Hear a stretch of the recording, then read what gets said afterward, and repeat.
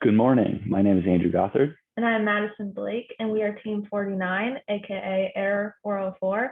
We made an energy consumption dashboard for the Engie challenge. We started off this project in Python, but shifted into using Microsoft Power BI, as our statistics background did not train us intensively in the use of Python to do this project. I'm just going to show a quick walkthrough of what we've done.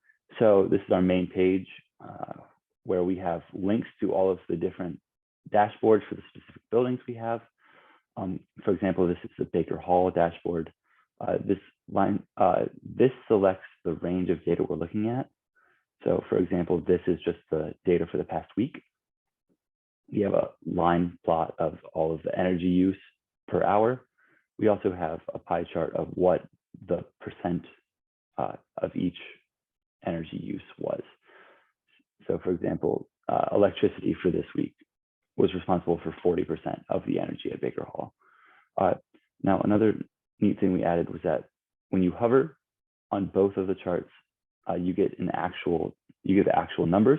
And if you click, you can subset your data to just be that one point. So for example, this section is the weather. And because I clicked on that data point, we get just the data point for October 3rd at 9 p.m. But if I would switch this, and now it's October 4th at 9 p.m. This shows the total energy consumption for the range you've chosen and the cost in dollars. So for the past week, Baker Hall has used 140,000 kilobutanes, and it's cost about $2,600. Now, if you were to click this home button, you would be sent back to the main page where you can click any other building and jump right into their dashboard. Thank you so much for the opportunity to participate in this project.